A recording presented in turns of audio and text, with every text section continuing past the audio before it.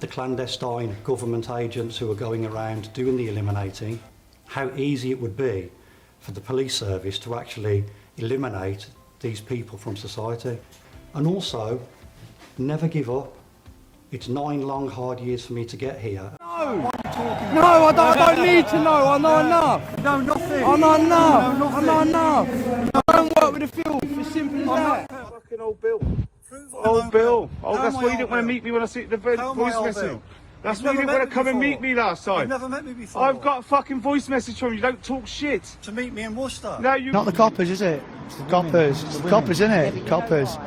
Hey, can I just say, last time I was down here, he had his gang around him. He did the same last time. Can I just have a quick conversation with him? I'm having a private conversation. Mark Sexton, this is... Mark had seen me in the crowd. He was stood there a while waiting to come over and abuse me verbally. I'm not the one hanging around with BBC celebrity doctors. I'm not the one going to Parliament. Hey, you've done fuck all for the movement except divide us. You keep saying, you said, oh, I got behind Andy Bridgen. Why does he need your backing? Hey, why does Aseem, Dr Malhotra need your backing? You're fucking dodgy. You're dodgy. Let me tell you something. All of you are going to get took down. All of you. Prove I'm old. All of you won't need to. Prove it. I don't need to. We know you are. Aaron, I support you in everything that you do. You are a man with a great deal of knowledge, and I respect you. Yesterday, I told everyone, don't come on my channel and don't be posting on Mark Sexton rubbish. Yes, well, guess who contacted me today on Facebook? Mark Sexton. So, I'm going to show you the message because he's obviously upset. And me telling people that it's obviously working because they ain't following his ass. Who you are, I've never met you, you've never met me. How dare you ever assume that I'm on their side? That comment on the Facebook post is disgusting and it's upsetting. Please stop this nonsense about me. I'm fighting for my children, my new granddaughter, and for your children and for this country. Yesterday, I woke up at 6 a.m. I drove to Bristol, met some outstanding people. We did a job at that centre. We tried to make a citizen's arrest, Dale. Dale got arrested. The people at that centre are shameful and committing crime. As a result of that, we did get kicked off the site. There was only 10 or 12 of us. There was 20 police. We were outnumbered. Had everybody, including you, turned up and helped when we put out a call for help, we'd have closed that centre down and arrested more police. Secondly, Dale was in the police cells for 14 hours. Steve Forsyth and me went to the police station from 6 p.m. last night until 4 a.m. this morning to make sure that we got Dale home. I then drove Dale to South Wales to his house because he had no other way of getting home, and Steve had to drive back to Dorset. I got home at 20 to 8 this morning. I did a 26-hour day yesterday with no sleep, and I've got people like you making those comments. You are disgusting.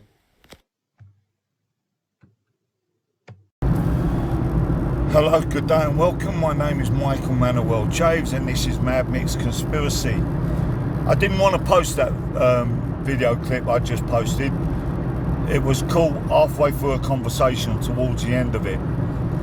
And but what had happened was Mark had seen me in the crowd. He was stood there a while waiting to come over and abuse me verbally. And he came over and he was with someone and his man set the camera and they started recording.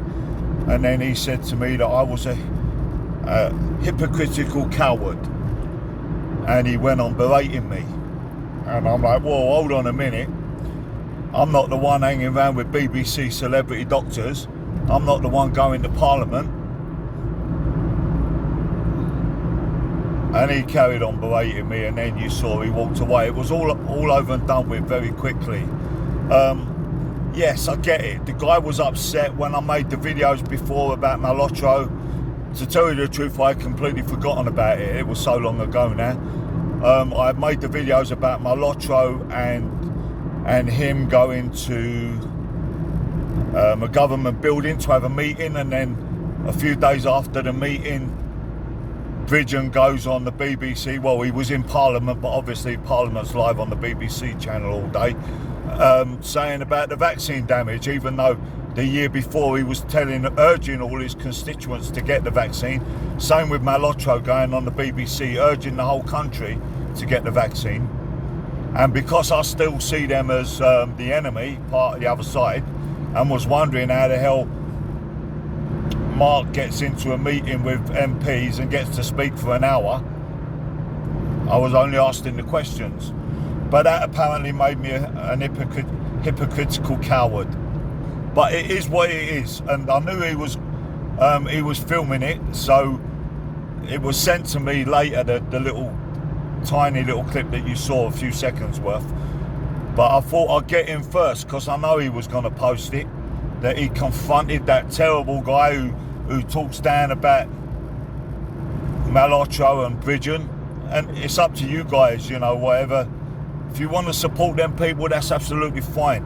On my channel, I only ever give my opinion, and I gave my opinion about them months ago, and this is the first time that I've bumped into Mark since then, and he felt the need to bring it up. So it is what it is. I put it out there. I didn't want to do that. If he hadn't filmed it, if he hadn't had his man filming it, I wouldn't have posted it, because it's not the kind of thing I do. That's not the sort of person I am. But he was filming it purposely for that, to come over and have that altercation. So there you go, Mark. You can post away. Say what you want about me. I stand by what I said. The coward bit, I'm not really entirely sure where that comes from. Don't know why I was a coward, but hey, who knows? Protect yourselves and your family from all of the above. It's goodbye from me, and goodbye from me.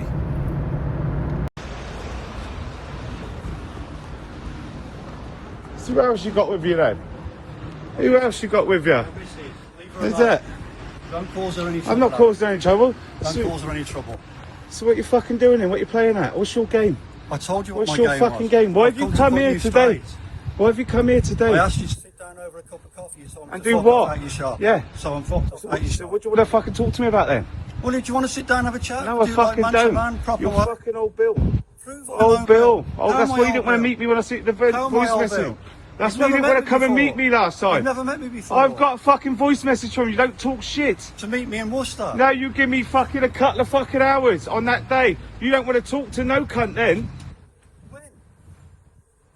You're fucking dodgy, mate. When? You're fucking Is dodgy. this the meeting I said I'd You're meet you at fucking Worcester? Come off the road. No, fuck off. You're fucking I dodgy. said I'd meet you at Worcester You're Services. dodgy. Let me tell you didn't something. turn up. All of you are going to get took down. All of you. Prove I'm old. All of you won't prove need it. to. Prove it. I don't need to. We know you are. You do. You can't just keep spouting. We your fucking nose know off. you're old Bill, Mark. Prove it. We know you're old Bill. This is why you're here now, because I've fucking touched a nerve. What nerve? I've touched a What fucking nerve. What nerve? That's why you're here. I've come here to talk to you like a No, man, you but you're fucking not haven't. interested. You ain't no fucking man. Just all talk, Alan. I ain't all fucking talk. You're all talk. Am I? Yeah. If Why don't you got come proof- back in the studio if then? You got We'll proof, see. prove it. You don't need to. You prove. You prove you're not an old Bill. How do I do that? You prove you're not working with MPs and the fucking government. You prove How you're am not I John working with Wedges. them? John Fucking, Wedges, you're you- John Wedges' you're replacement. fucking- you're Because off you've your been head. called out. You're off your You're all head, mate. fucking nonsense, all of you. Wrong uns. Fucking wrong uns. Fucking wrong uns. All of you. You're all going to go down. You're all going down. Come back in the studio. Come back in. We'll have a little talk in the back. Come back in.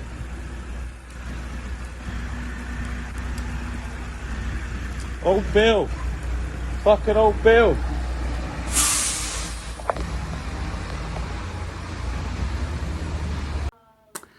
What's up, everyone? Just a quick note. Just let you all know, we're not going to post nothing to do with this London thing. That's today. And the reason why we're not going to post nothing is because, you know, it's all staged and it's taken like 2 years and you're all still there protesting. I don't know what you're protesting for. You know, I don't know what you fill out a form for, and I don't know why you've given all this money to Truth Be Told. And now I'm not talking about JD's Truth Be Told. That's why I brought it up. Which is why when people who are known controlled opposition, like Stand Up X and Fiona, start using Truth Be Told as a hashtag, they are attacking our psyche. They are attacking our manifestation. But what they don't realise, or they do realise, is that we are very, very, very powerful collectively as a unit. So the dark side of life and magic is pushing themselves against us and within us and around us to try and slow that down and stop it so it isn't. But Ashe, it is. And that's just the bottom line. It's not about me. It's not about, I own the words truth be told, because I don't. I don't. But I do own the logo. I did design the logo. And I do own officialtruthbetold.com. I'm talking about the one, Stand Up X, they needed money for all this stuff that they done today. And they've managed to have this big massive screen put up and everything, and no one's taking it down. How are you getting away with that? You lot must be really fucking stupid, They call everybody to go in and you all get offended. Why are you offended when you stood there 2 years later protesting and listening to the same people? And now we got some new celebrities for this year. So I'm imagining the MP will be there, and the doctor that was on the BBC that apparently slipped up, but he never slipped up. How did he slip up? You have to be vetted before you go on there. And that same doctor, he was on one of their other mainstream media channels.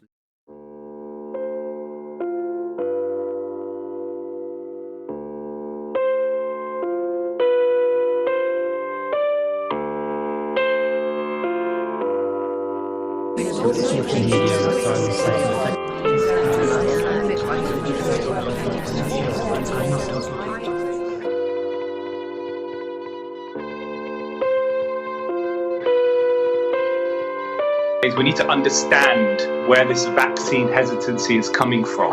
Clearly irrational reasoning behind why people don't want to take the vaccine, which is based upon very blatant false information that's circulating on social media about it affecting fertility. And there is no suggestion or evidence that is even potentially possible. When you look at all of the drugs out there that people are taking, vaccines by far are the safest. Before he slipped up on the BBC, and he said that it was causing heart attacks. Yes, he did. That same man. He said it was causing heart attacks, and the reason why they couldn't publicise it or say anything was because of the funding. So, what does that tell you now? He's allowed to say something, because the funding changed, is it? I don't know why all these people are going up there. So, that's all I want to say is that LSNT won't be covering any protests from Britain today, because usually we cover all the protests and everything, but what's the point, innit? What's the point, And live stream will be next week. I'm gonna do it today, but I fucking knackered from Davos, okay? I'm freaking tired, right? Enough sessions. So, I go and bust in next week. But if you want to watch all the sessions, then jump over to LSNT and you'll be able to see them. Or you can catch some highlights. I haven't really put out much highlights because, like I said, I've been watching it back to back, right? It fucking drained me. So, that's all I want to say. So I'll see you all next Saturday for the live. And if you've got any questions, then just bust it down. And if you want to find out what's happening in London, and a lot of people say, oh, Natalie, you're not staged. You're not staged. I'm not saying you all staged. I'm just saying you all stupid and going up there listening to these people that are telling you stuff that you already know. So, what you should have done, was stay home, and the money you spent to go all the way up to London, you should have bought yourself some prepping stuff. Or you should have topped up your gas because you're fucking freezing, okay?